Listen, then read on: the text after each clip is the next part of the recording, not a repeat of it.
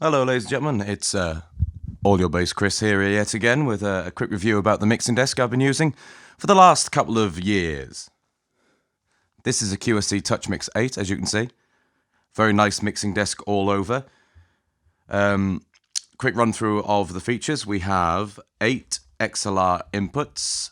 4 of these are Nutric connectors, which means they can accept a 6.5mm jack as well, with 2 stereo inputs.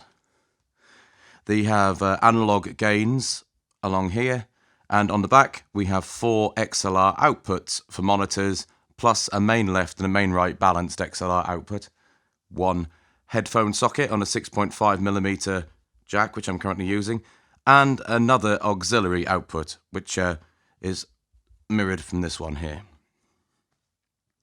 We have a touch screen. It isn't multi-touch.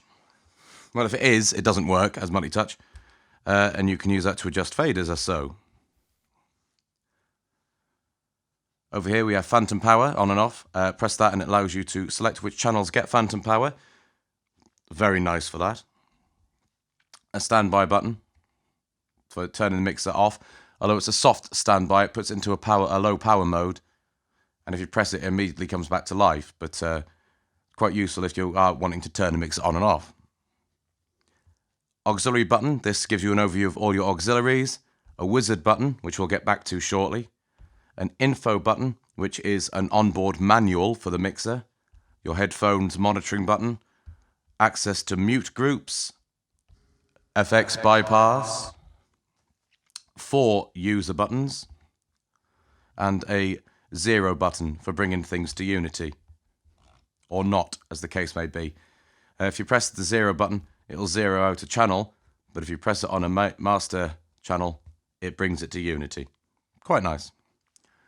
Every single channel of the main inputs has access to full EQ, compression, a gate, full control of the 4 effects buses, sends to auxiliaries, presets, which are nice, and a generic setup screen. What you did see me there, you'll notice that it changed slightly. That was because I turned my EQ off and my compression off, which I've now turned them back on. So you have compression gates and everything on each channel. The main channel has a full, and obviously a full parametric EQ or GEQ. Anti-feedback is built into the system. It will analyze as you're going along.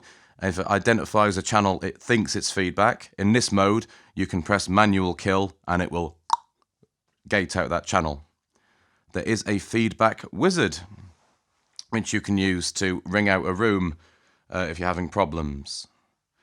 This basically lets you set everything up as you would at a gig, and then you press a button and it will start increasing your gains automatically, identify the feedback, and then notch it out.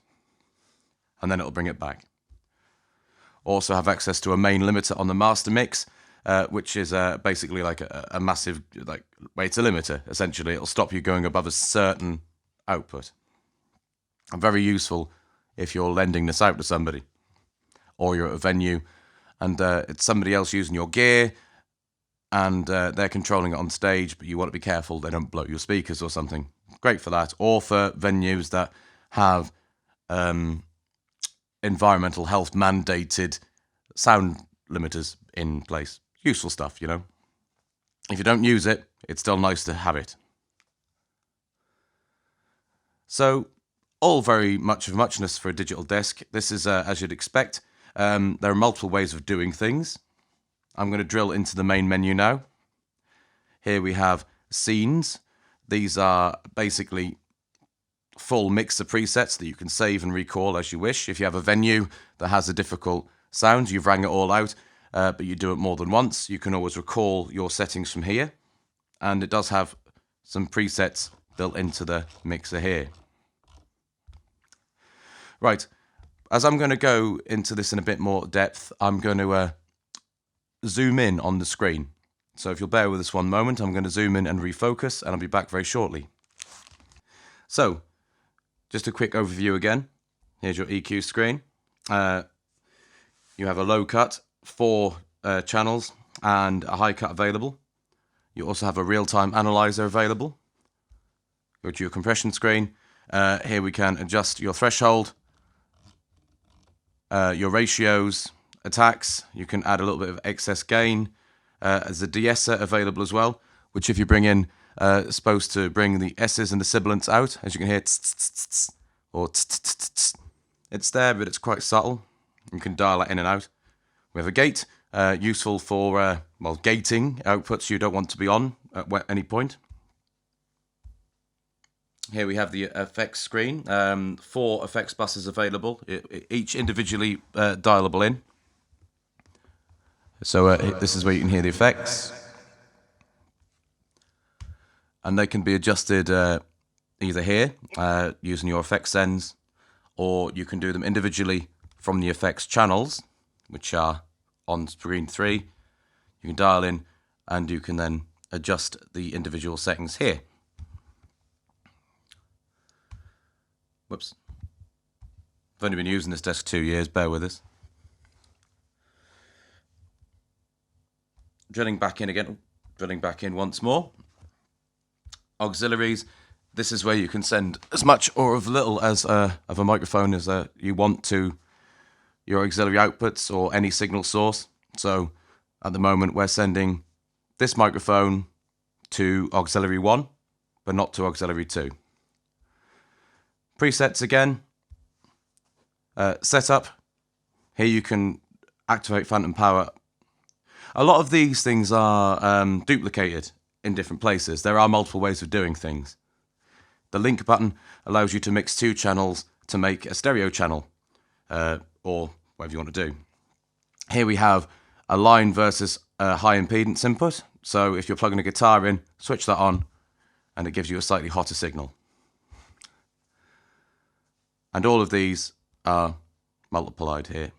Here we have the stereo in and the stereo 9 and 10 stereo 11 here. 2-track playback. It does have a built-in USB playback facility. Plays back MP3s from a USB stick inserted, which you can use for back and track playback or background music.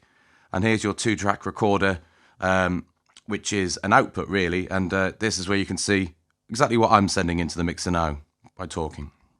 Your FX masters. Your auxiliary masters, where you can individually control your 4 auxiliary outputs. DCA groups, very useful. These are for multiple groupings of faders while still retaining the individual fader positioning.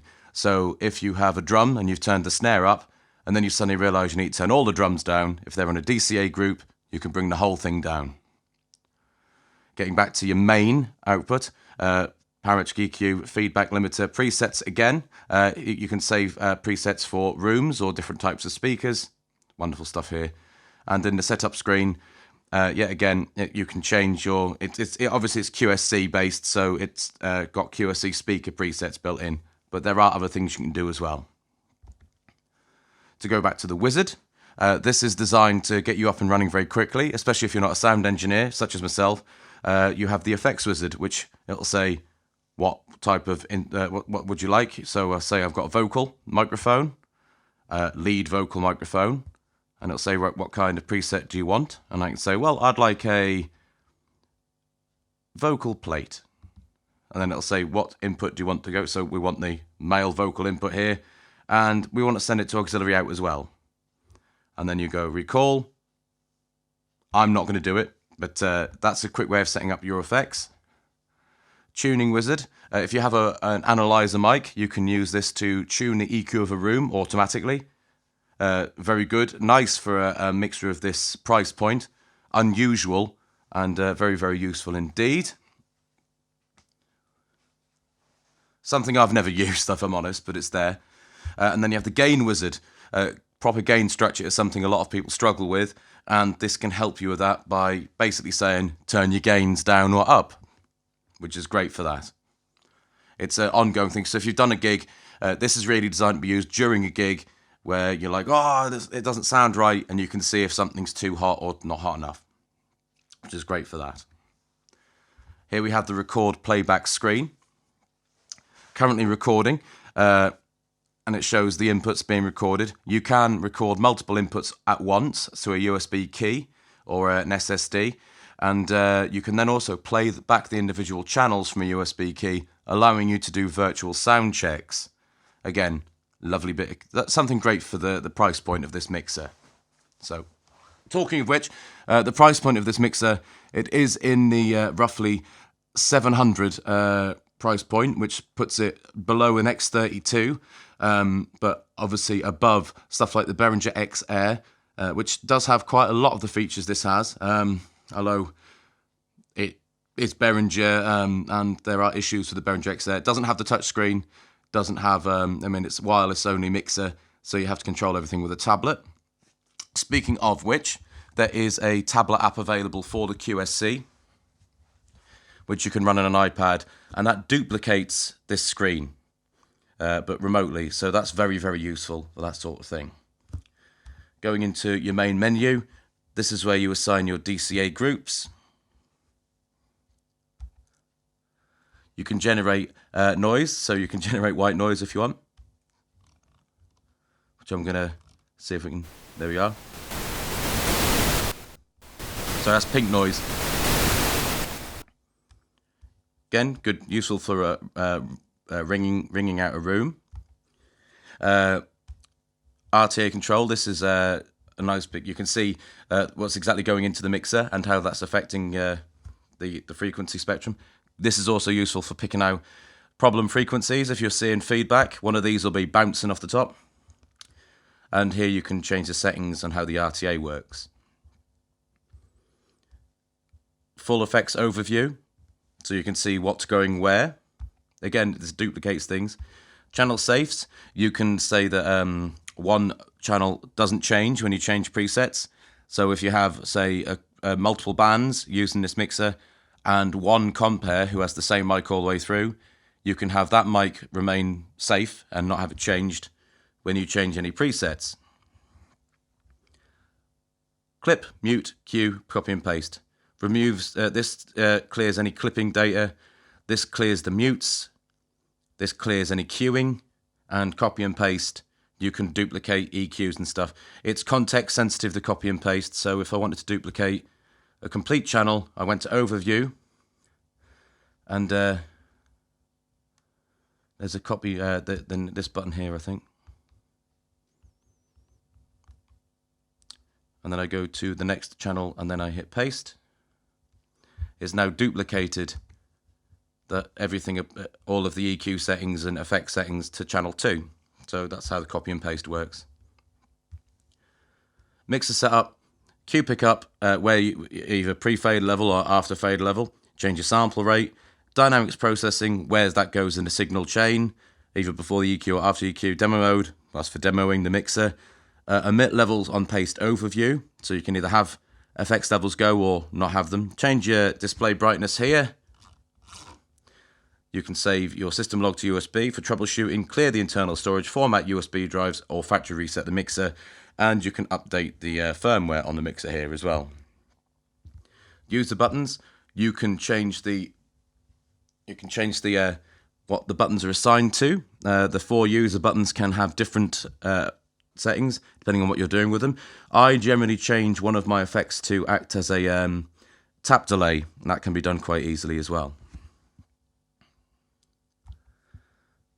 It does have MIDI implementation. It's fairly basic. You can use a USB MIDI device to recall presets, mute tracks, or play on pause tracks as well. It's quite nifty to have, but it's not a full implementation. This is where you set your network up for the app, and this is where you assign devices that are allowed to use the app.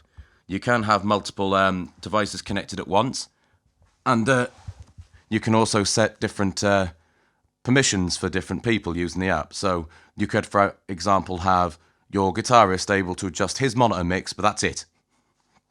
And security allows you to lock the mixer when you're not at it. 2-screen mode, simple versus advanced. This is quite good again if you're bewildered by what the difference is, like threshold ratios, attacks, releases on the compressor. In simple mode, you've got a button. which is more or less compression, which is still pretty clever. Reminds me of the Line 6 stuff. And that also works with things like the EQ. So if you're boggled by what all of these different things mean, then you can have it very like a traditional analog mixer with your 4 EQ things there. Wonderful stuff. So yeah, right, just to talk about using the mixer, the onboard effects are very, very nice, as you can hear. It's a nice plate, and there's a delay and stuff. Very useful. It does have onboard pitch correction, which isn't transparent, but can be helpful. The de-esser works quite nicely. The compressor's very good. I'm going to see if I can get that to start squashing me at all. Yeah, there we go. A little bit squashed. There we go. It's very simple to use. You tap your thing and away you go. Or you can obviously drag stuff around.